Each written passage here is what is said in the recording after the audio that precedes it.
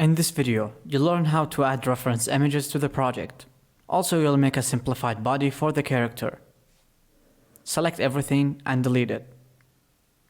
Drag and drop the reference image to the 3D view. Reset the transforms to 0. Then RX 90.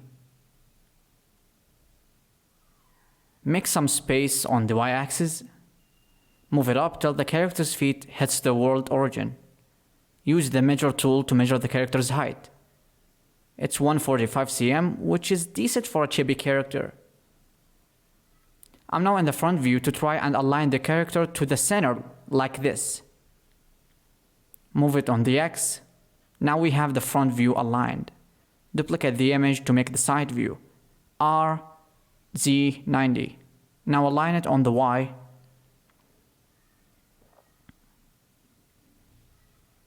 Looking at the reference from the right view, we can see she's facing the wrong direction in comparison to the front view.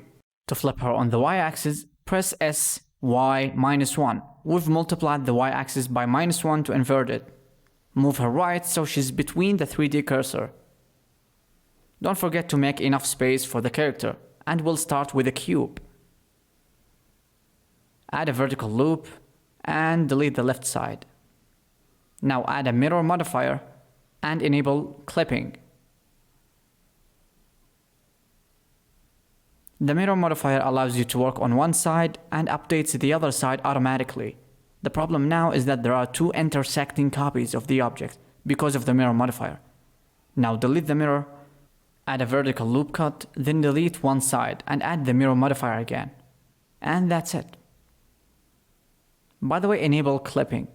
It's turned off, but if you enable it, you will fuse the left and right side together instead of having this gap. So enable it and that's it. Let's go back. While in edit mode, scale it down and select points, move and adjust until it covers the body. You can see the character isn't properly aligned at the middle, but we will change it later. Add a horizontal loop cut to make the shape of the body. I'm trying to make the general shape of the top area.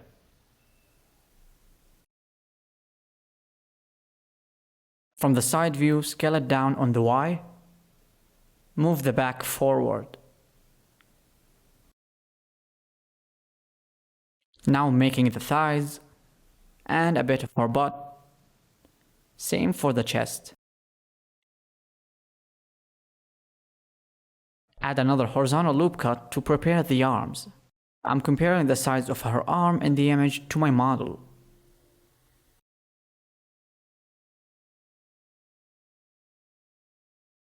We'll start extruding it. Try to match the image as closely as possible. Select the top edge and press G twice to slide it. Add a loop cut to make the elbows and position them.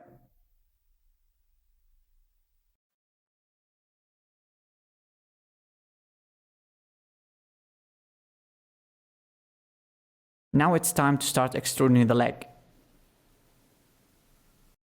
Add a vertical loop cut and move it left to the center.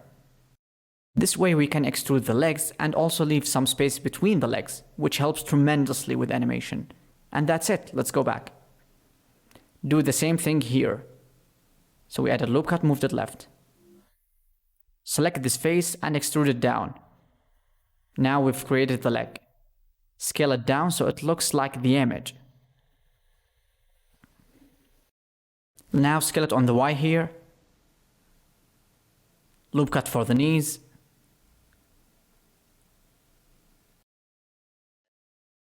And try to shape the body.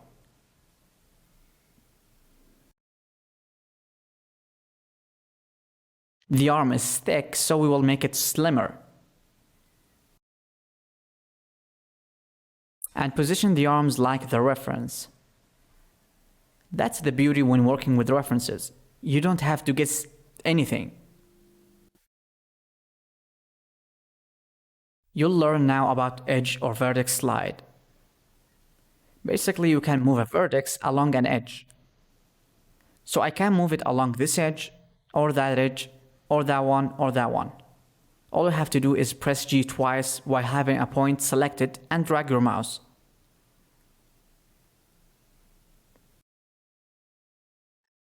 Alternatively, you can use the dedicated tool. Hold left click on this tool to see more options, edge slide or vertex slide. With vertex slide, you can slide vertices.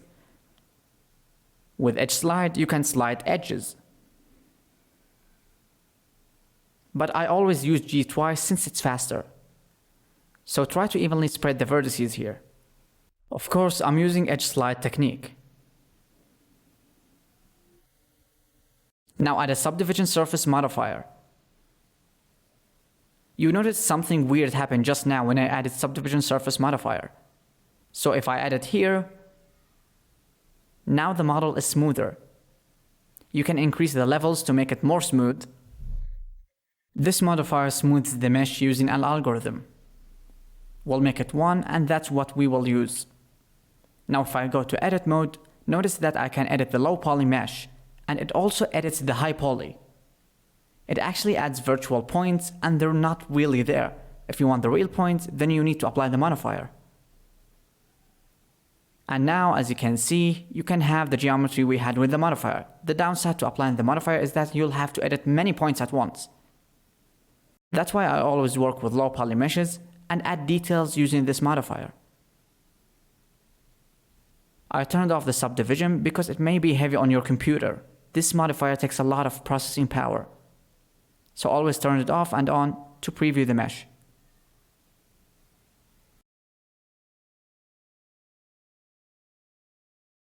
Move the edge on the chest. We'll add a horizontal loop cut in the stomach area.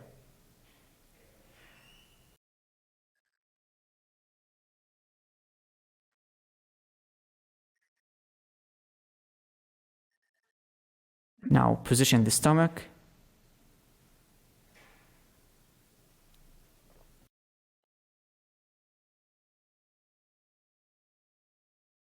Don't add this loop cut, we will do it later. Extrude the foot now, then the toes. And move this edge down to make the toes smaller.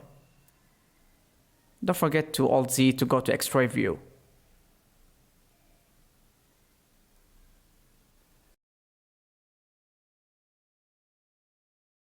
Just the subdivision now. By the way, we will call this modifier subd from now on.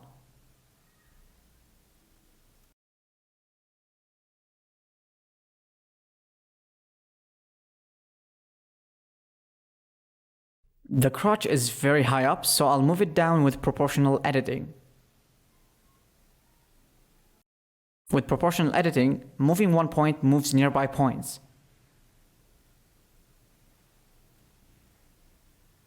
Now add a loop cut at the side of the body. Add another one at the front so we can shape the foot.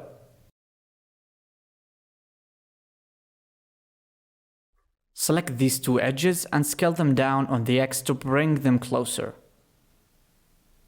Just like that.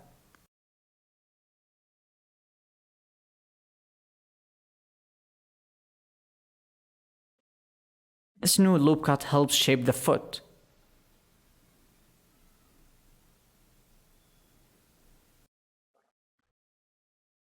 Now we will shape it even further, like this.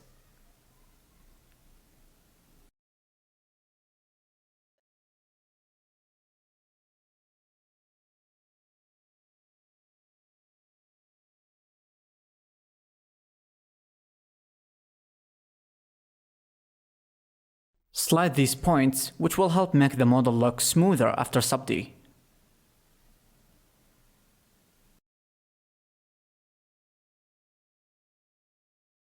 Spread them evenly.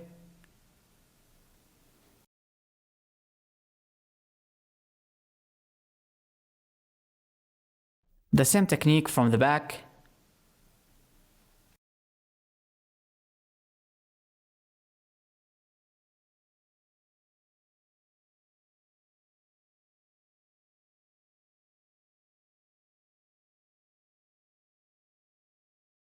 Enable subd and let's see. Looks pretty decent.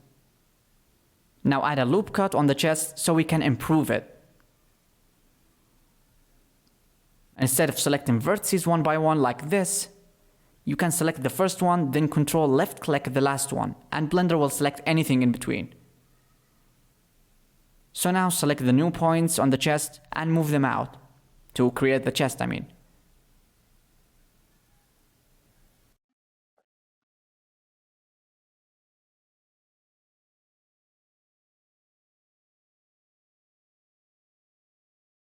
We'll adjust the shoulder a bit. So select the points at the top.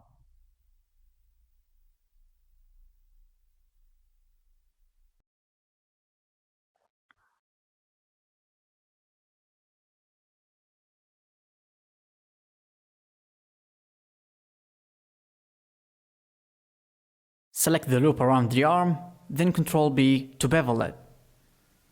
One segment is enough, by the way.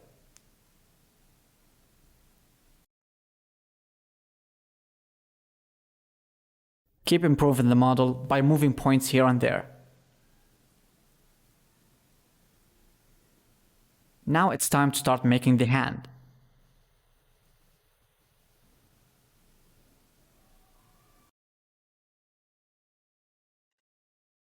If you had an object like this and you wanted to move this face on this direction, you wouldn't be able to with normal modeling tools.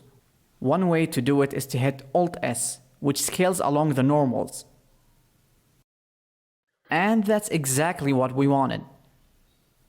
Now I'll use the same technique on the hand. Extrude the thumb and scale it down. And continue modeling. You can always edge slide stuff to make them smoother. Extrude the hand again.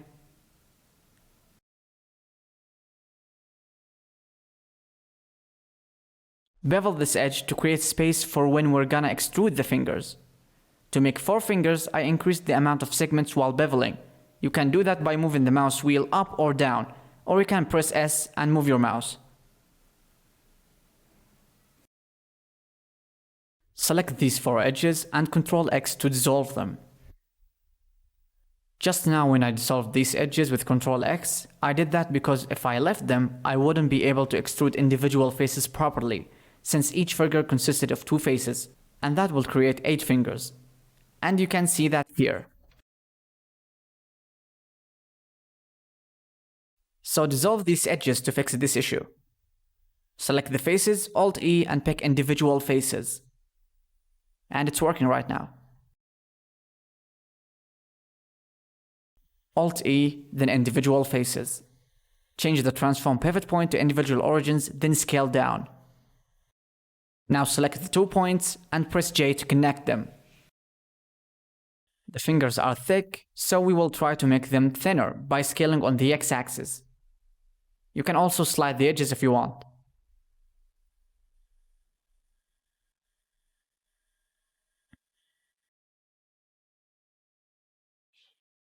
R to rotate and try to bring them closer to how they look in the image. You can use the smooth tool.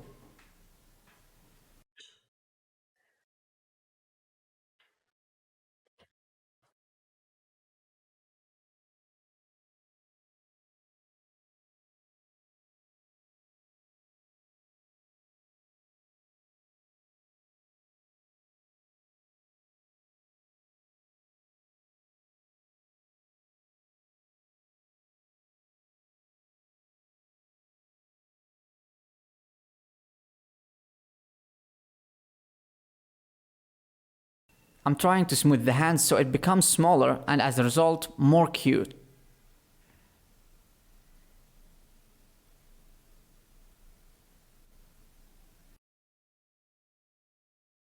And a loop cut above the wrist to improve the effect of subdivision, just like what we did with the legs. And that's it for this episode.